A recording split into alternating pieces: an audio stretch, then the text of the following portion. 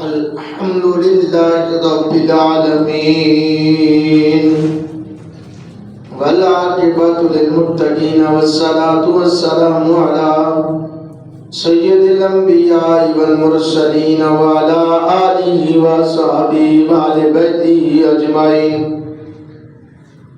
أما بعد فأعوذ بالله من الشيطان الرجيم. بسم الله الرحمن الرحيم.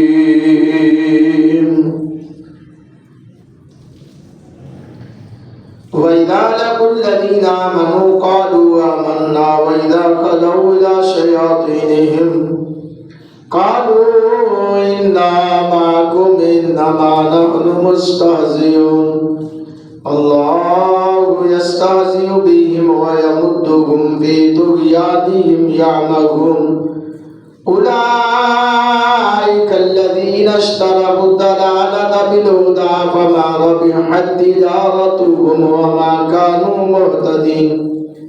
صدق الله مولانا العظيم. إن الله وملائكته يصلون على النبي يا أيها الذين آمنوا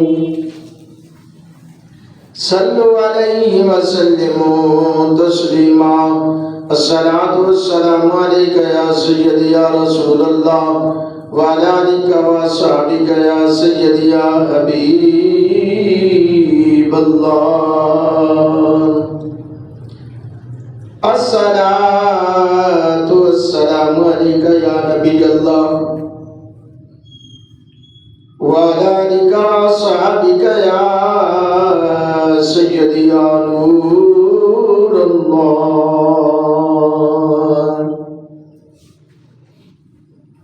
اللہ تعالیٰ کی حمد و ثنا کے بعد حضور نبی کریم رؤوف الرحیم علیہ السلام کی بارگاہ میں ہدیہ محبت، ہدیہ عقیدت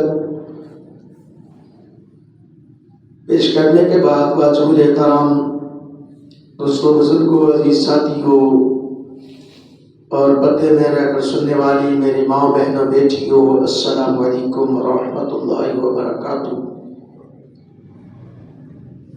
پارہ نمبر 1 سورۃ البقرہ آیت نمبر 14، 15، 16 یہ آیات تلاوت کرنے کی سعادت حاصل کی۔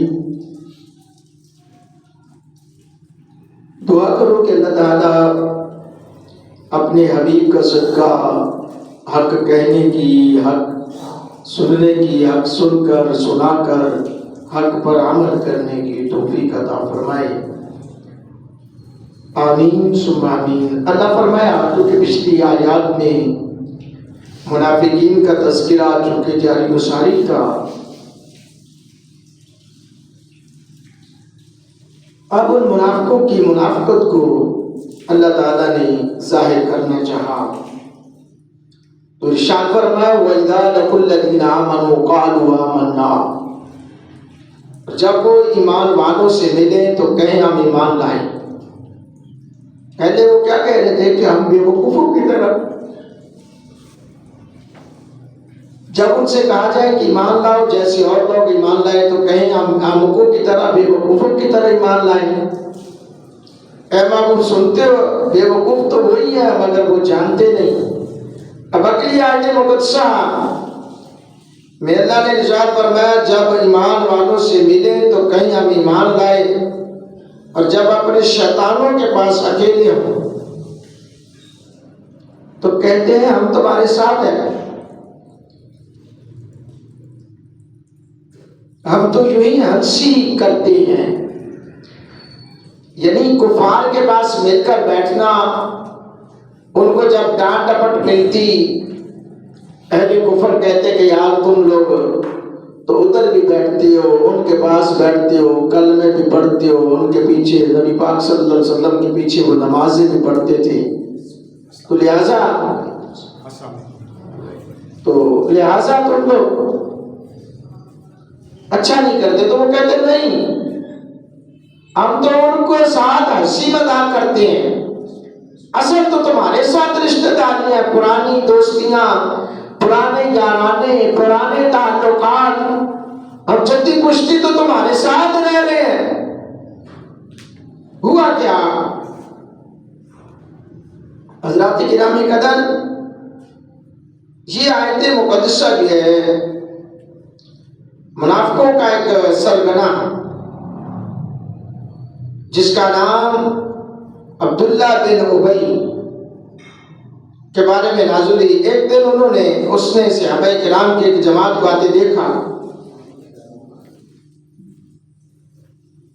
تو ابن ابی نے اپنے یاروں سے کہا کہ دیکھو میں کیسے ان کو بناتا ہوں، جیسے عموماً ہم لوگوں میں بھی بعض اوقات مذاقن جیسا بھی ہو کہ دیکھنا یار بہن ان کے پاگل بنا دو چہرے دو فیس۔ اب ابن ابی یہ کہہ رہا ہے اپنے بیٹیوں کو ساتھیوں کو کہ میں انہوں نے پاگل بنا لگیا جی، دیکھنا میں کیسے ان کو بناتا ہوں۔ جب حضرت ابو بکر صدیق رضی اللہ تعالیٰ عنہ کے پاس پہنچا تو ابو بکر پاک کے ہاتھ کو اپنے ہاتھ میں لے کر آپ کی تعریف کی۔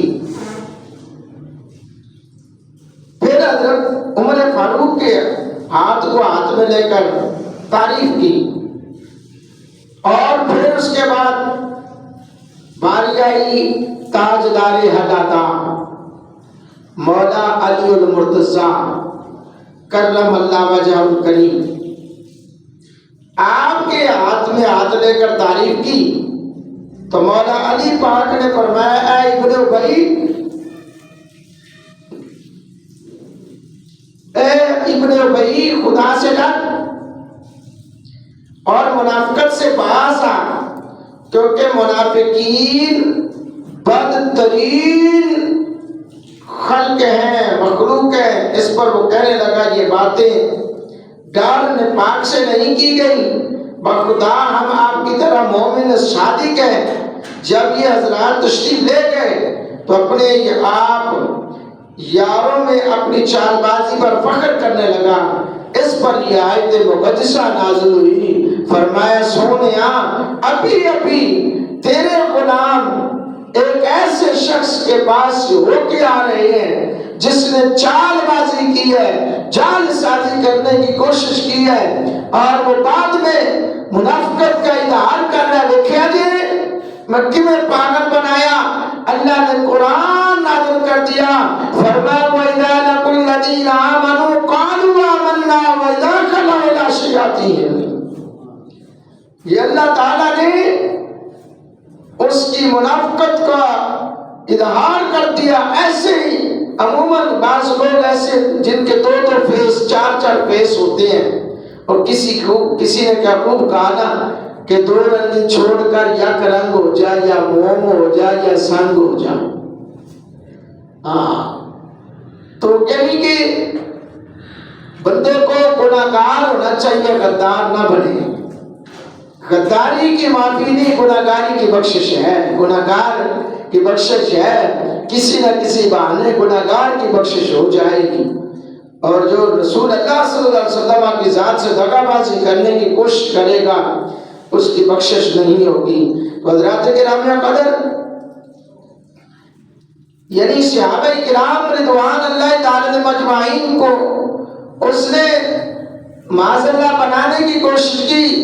اللہ نے قرآن نازل فرما دیا کہ یہ لوگ ہیں وَإِذَا لَقُوا الَّذِينَ آمَنُوا قَالُوا آمَنَّا وَإِذَا خَلَوْا إِلَىٰ شَيَاطِینِهِمْ قَالُوا إِنَّا مَعَكُمْ إِنَّمَا نَحْنُ مُسْتَهْزِئُونَ، کہ جب وہ ایمان والوں سے ملے تو کہیں ہم ایمان لائیں، اور جب اپنے شیطانوں کے پاس اکیلے ہوں تو کہیں ہم تمہارے ساتھ ہیں، ہم تو یوں ہی ہنسی کرتے ہیں، مذاق کرتے ہیں، تمسخر کرتے ہیں ان کے ساتھ، ویسے ہی ہم دل لگیاں کرتے ہیں۔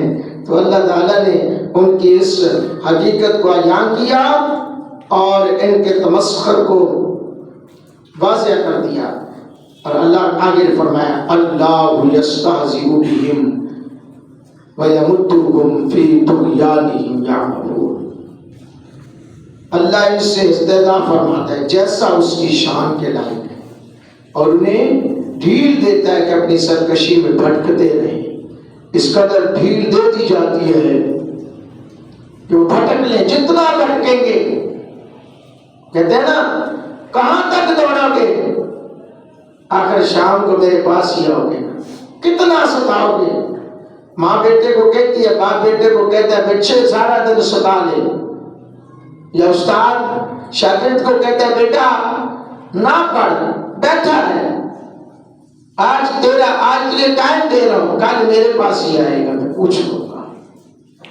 تو یہ تو پھر ہماری ایک انسان ہے، سختی نرمی، کسی کے ساتھ زیادتی، کسی کے ساتھ کمی، کسی کے ساتھ زیادہ، لیکن اللہ سب کے ساتھ برابر کرے گا۔ جس کا جتنا بڑا جرم ہوگا اس کی سزا میں ذرا برابری بھی فرق نہیں آئے گا، اس کو وہ سزا مل کر رہے گی۔ اولئک الذین اشتروا الضلالۃ بالہدی فما ربحت تجارتهم وما كانوا مهتدین۔ یہ وہ لوگ ہیں جنہوں نے ہدایت کے بدلے گمراہی خریدی۔ کیسے؟ یہ منافقت کی ہے نا کہ تمہیں تو رسول اللہ صلی اللہ علیہ وسلم کے قریب بیٹھنے کا موقع ملا، قربتیں ملی، حضور کے پیچھے نمازیں پڑھنے کا موقع ملا، حضور کے زبان اقدس سے قرآن سننے کا موقع ملا، حضور سے قرآن اور اللہ کے احکامات سننے کا موقع ملا، لیکن تم سنتے رہے، ادھر سے ہی نکالتے رہے، بیٹھے مذہب میں رہے، لیکن سوچو گمان میں چالیں چلتے رہے، سوچتے یہ رہے اب ہم نے اس جملے کو کس طرح جا کر آگے کفر کے سامنے پیش کرنا ہے، سوچتے یہ رہے کہ حضور علیہ السلام نے آج کس طرح انداز گفتگو کیا ہے، ہم نے اس کا الٹ کر کے کیسے بیان کرنا ہے۔ اللہ فرمایا یہ وہ لوگ ہیں جنہوں نے ہدایت کے بدلے گمراہی خریدی، تو ان کا سودا کچھ نفع نہ لایا، در حقیقت وہ خریداری کا طریقہ جانتے ہی نہیں تھے۔ انہیں تو چاہیے تھا کہ جب رسول مکرم صلی اللہ علیہ وسلم کی ذات اس اتنی برہان دلائل کے ساتھ، اب دیکھیں یہ بڑی دلیل تھی۔ اب عبداللہ ابن ابی جو ہے وہ منافق اللہ کے کفار کے ساتھ یہ چال بازی کر کے اللہ نے ایام کر دیا، اور جب اس کو بتایا گیا تو پھر ایام ہو گیا۔ اسے چاہیے تھا کہ وہ کلمہ پڑھتا اور سچے دل سے اخلاص کے ساتھ قبول اسلام کر لیتا، دراصل اس کے دل میں حسد، کینہ، بغض کی بیماری گھر کر چکی تھی، اور وہ اسی بنا میں حسد کرتا کرتا اس جہان سے چلا گیا۔ مثلہم کمثل الذی استوقد نارا، اب آگے مثال اللہ دے رہا ہے۔ مثلہم کمثل الذی استوقد نارا فلما اضاءت ما حولہ ذهب اللہ بنورہم وترکہم فی ظلمات لا یبصرون۔ ان کی مثال، ان کی کہاوت اس کی طرح ہے جس نے آگ روشن کی، تو جب اس سے آس پاس تو روشن ہو چکا، اللہ ان کا نور لے گیا اور انہیں اندھیریوں میں چھوڑ دیا کہ کچھ نہیں سوچتا۔ یعنی آگ ایک بندہ جلا رہا ہے، وہ اتنے کم عقل، اس طرح مثال دی کہ ایک بندہ ہے، اس نے آگ جلائی اور اسے آگ جلا تو دی، اس نے آگ سے فوائد نہ لیے، نہ تو گرمی سردی دی تو اس سے اپنے جسم کو حرارت دی، نہ اس پہ کوئی کھانا پکایا، صرف لکڑیوں کا ضیاء کیا، اس سے آس پاس روشن ہوا، کوئی بھی گزرا اس نے روشنی سے استفادہ حاصل کیا، کوئی چیز پڑھنے بیٹھ گیا، یا کوئی بھی گزرا اس نے دیکھا آگ جل رہی ہے تو چلو میں کھانا بنا لیتا ہوں، ہنڈیا بنا لیتا ہوں، روٹی بنا لی، یعنی اس آس پاس لوگوں نے تو اس آگ سے فائدہ لے لیا، لیکن جس نے جلائی اس نے فائدہ نہ لیا۔ تو مدینہ منورہ میں یہ منافقوں کا سردار ابن ابی، اس کا بھی یہی حال تھا۔ لوگوں کے سامنے جب حضور علیہ السلام کے غلاموں کے سامنے بعض اوقات کہتا کہ حضور نے آج یہ فرمایا، حضور نے آج یہ فرمایا۔ لوگ وہ صحابہ سن کر محسوس کرتے اور حلاوت محسوس کرتے، محسوس ہوتے، لیکن وہ خود ایک تمسخر کے حساب سے بتاتا، مذاقاً بتاتا۔ اللہ رب العالمین نے مثال دے کر کہا کہ ان کی مثال اس کی طرح ہے جس نے آگ خود روشن کی لیکن آس پاس والے دیگر لوگوں نے استفادہ حاصل کر لیا، اس کا اپنا گھر، اس کا کھانا نہ پک سکا، اس نے کھانا پکایا نہیں، ساری چیزیں ہونے کے باوجود، کیوں کہ اسے اس کے بارے میں عقل ہی نہیں تھی۔ صم بکم عمی فهم لا یرجعون، بہرے گونگے اندھے تو وہ پھر آنے والے نہیں۔ یعنی بہرے یہ نہیں کہ ان کے کان نہیں تھے، یہ نہیں کہ ان کی زبانیں نہیں تھیں، یہ نہیں کہ ان کی آنکھیں نہیں تھیں، آنکھیں بھی ہیں، زبان بھی ہے، کان بھی ہے، لیکن حقیقت کو وہ سمجھ نہیں پاتے، اصلیت کو وہ سمجھ نہیں رہے، اصل کو دیکھ نہیں رہے۔ یعنی انہوں نے یہ دیکھا تو ضرور کہ حضور کے مشتہائے مبارک سے پانی کے چشمے نکلے، پتھر پھیل کر کلام کریں، یہ دیکھا تو ضرور حضور کے معجزات کا جلوہ گر ہونا، ظہور ہونا انہوں نے دیکھا تو ضرور، لیکن دیکھ کر بھی انہوں نے سمجھا نہیں۔ کسی نے کچھ بول دیا، کسی نے کچھ کہہ دیا، کیوں کہا؟ کیونکہ وہ شیطان ان کے دل و دماغ میں یہ چیزیں بسا رہا تھا، وہ بٹھا رہا تھا۔ کوئی سوچ رہا ہے یہ جادو ہے، کسی کے دماغ نے یہ چلاکی کی، یہ تو شاعر ہے، یہ کوئی بھی کر سکتا ہے، یہ شاعر ہے، یہ تو خود ساختہ کلام ہے، یہ خود ساختہ چیزیں ہیں، اللہ کی طرف سے نہیں ہے۔ اللہ نے فرمایا کائنات والوں، آنکھیں بھی میں نے دی ہے، زبان بھی میں نے دی ہے، کان بھی میں نے دی ہے، لیکن جب میں ان کی عقلوں کو مایوس کر دیتا ہوں، ان کی عقل و دماغ کو ختم کر دیتا ہوں، سب کچھ دیکھنے کے باوجود، سب کچھ ان کے سامنے ظہور ہو رہا ہے، پھر بھی انہیں سمجھ نہیں آتی۔ کیوں؟ کہ ان کے دلوں میں یہ جو حسد ہے، نفاق ہے، منافقت ہے، یہ بھری ہوئی ہے۔ اس کی بنا پر وہ اسلام کو محبت سے دیکھ ہی نہیں رہے۔ جس طرح ابو جان نے بھی تو حضور کو دیکھا نا، چچا جان ہے، لیکن دیکھنے میں فرق ہے۔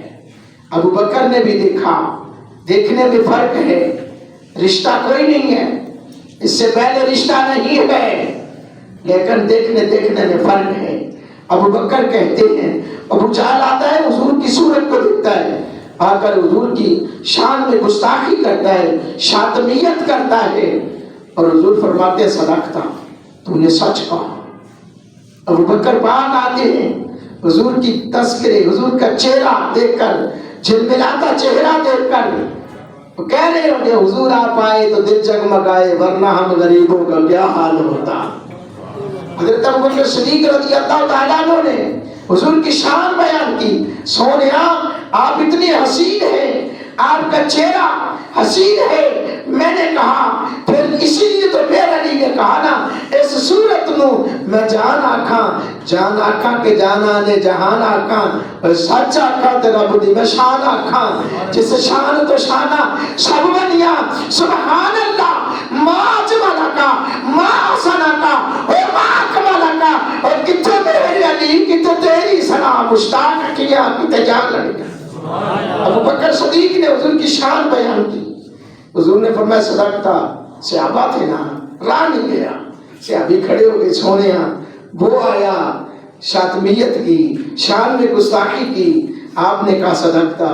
یہ آئے، یہ بیٹھ گئے، شان مصطفیٰ بیان کر رہے ہیں، عظمت مصطفیٰ بیان کر رہے ہیں، کس طرح عظمت یا صاحب الجمالی و یا سید البشر، یا صاحب الجمالی و یا سید البشر، من وجهك المنیر لقد نبتل القمر لا يمکن ثناء کما کان حقہ، بعد از خدا بزرگ تو ایک قصہ مختصر۔ سونیا آپ نے دونوں کے لیے، دونوں کے جملے الگ الگ ہیں، دونوں کے انداز الگ الگ ہیں، جملے بھی الگ، انداز بھی الگ، آپ کا جواب ایک ہے۔ فرمایا سنو میرے صحابہ، وہ اندر سے بھی کالا، باہر سے بھی کالا، اس کا اندر بھی سیاہ، اس کا باہر بھی سیاہ، ان کا سارا جسم، بدن، تن، من، تن سب کچھ سیاہ تھا۔ اس لیے اس نے جب میں محمد کو دیکھا، اس نے اپنے آپ کو دیکھا، میں آئینہ کمال خدا ہوں، میں آئینہ جمال خدا ہوں، اللہ اکبر، میں آئینہ کمال خدا ہوں۔ اس لیے اس نے جب مجھے دیکھا، دیکھ کر اسے اپنا آپ نظر آیا تو میری شان میں شاطمیت کی، تو میں نے کہا تو نے واقعی سچ کہا، کیونکہ تو خود جیسا ہے ویسے میرے بارے میں سوچ رہا ہے۔ یہ میرا سونا ہے، اس پر میرا جمال چڑھا ہے۔ ابو بکر صدیق کا اندر بھی نورانی ہے، ابو بکر صدیق پاک ہیں۔ اور ایک صحابہ کرام اور ابو بکر صدیق کے بارے میں بولنے والے سنو، حضور فرماتے ہیں ابو بکر صدیق کا اندر بھی نورانی ہے، چہرہ بھی نورانی ہے، ان کا دل و دماغ نور سے بھرا ہوا ہے۔ جب اس نے اپنے نور کے بھرے ہوئے دل و دماغ سے میں محمد کو دیکھا، سامنے ابو بکر کو اپنا چہرہ نظر آیا۔ سب ابو بکر کہنے لگے سونیا آپ جیسا حسین کسی ماں نے جنا ہی نہیں ہے۔ اللہ اکبر۔ تو آنکھیں تو سب کو دی ہیں، لیکن دیکھنے میں فرق ہے۔ کوئی صدیق کی آنکھ سے دیکھتا ہے تو کوئی ابو جہل کی آنکھ سے دیکھتا ہے۔ دعا کرو اللہ ہمیں حضور نبی پاک صلی اللہ علیہ وسلم کی محبت میں صدیق اکبر جیسی آنکھ عطا فرمائے، عمر فاروق جیسی محبت عطا فرمائے، عثمان غنی جیسی حیا عطا فرمائے، مولا علی پاک جیسی شجاعت عطا فرمائے۔ آمین ثم آمین۔ وآخر دعوانا ان الحمد للہ۔